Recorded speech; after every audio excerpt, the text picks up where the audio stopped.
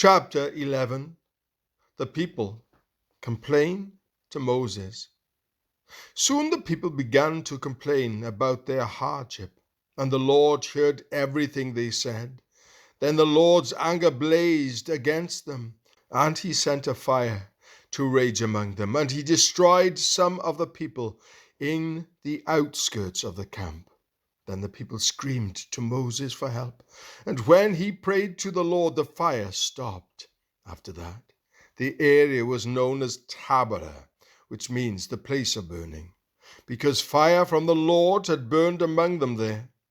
Then the foreign rabble who were traveling with the Israelites began to crave the good things of Egypt, and the people of Israel also began to complain.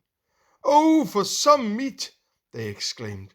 "We remember the fish we used to eat for free in Egypt, and we had all the cucumbers, melons, leeks, onions, and garlic we wanted. But now our appetites are gone. All we ever see is this manna."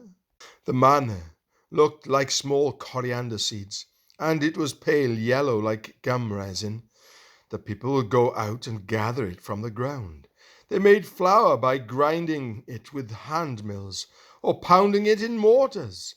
Then they boiled it in a pot and made it into flat cakes. These cakes tasted like pastries baked with olive oil. The manna came down on the camp with the dew during the night. Moses heard all the families standing in the doorways of their tents whining, and the Lord became extremely angry. Moses was also very aggravated. And Moses said to the Lord, "Why are you treating me, your servant, so harshly? Have mercy on me. What did I do to deserve the burden of all these people? Did I give birth to them? Did I bring them into the world? Why did you tell me to carry them in my arms, like a mother carries a nursing baby? How can I carry them to the land you swore to give their ancestors? Where am I supposed to get meat for all these people? They keep whining to me, saying, 'Give us meat to eat.' I can't carry all these people by myself. The load is far too heavy. If this is how you intend to treat me, just go ahead and kill me. Do me a favor and spare me this misery." Moses chooses 70 leaders.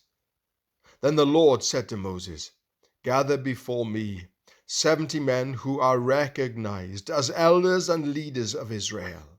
Bring them to the tabernacle to stand there with you.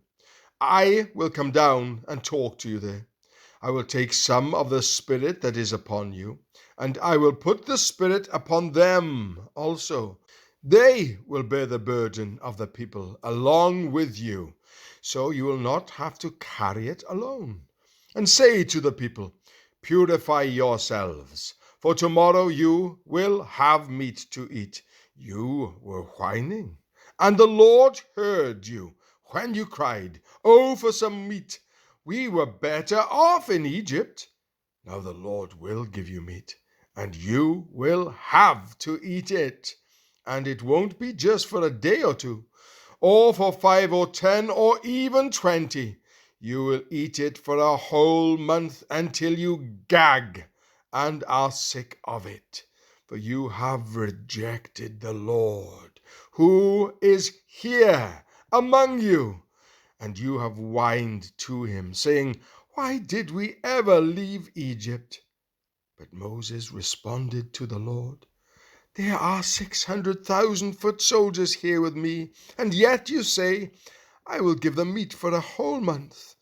Even if we butchered all our flocks and herds, would that satisfy them? Even if we caught all the fish in the sea, would that be enough?'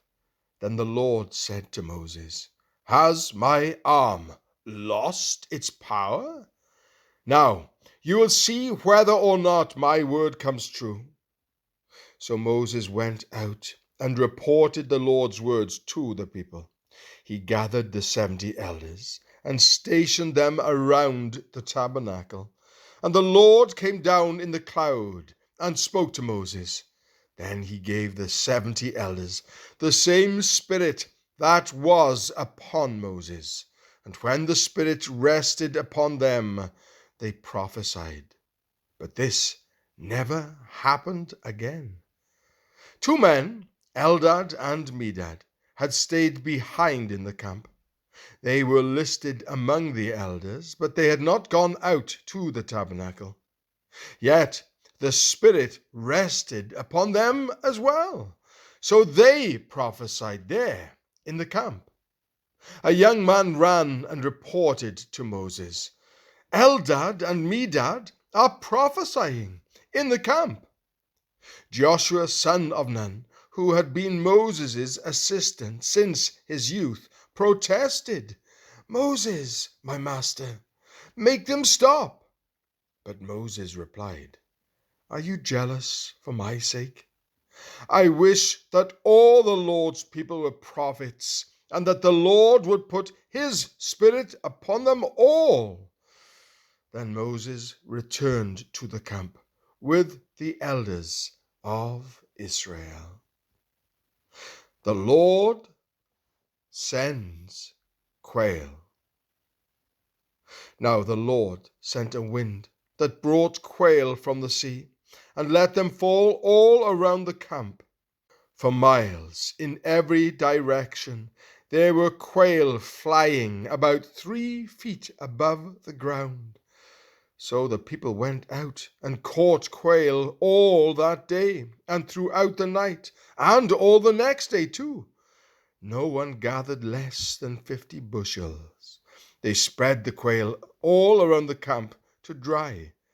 But while they were gorging themselves on the meat, while it was still in their mouths, the anger of the Lord blazed against the people, and he struck them with a severe plague. So that place was called Kibroth Hattaavah, which means graves of gluttony, because there they buried the people who had craved meat from Egypt. From Kibroth Hattaavah, the Israelites traveled to Hazeroth, where they stayed for some time.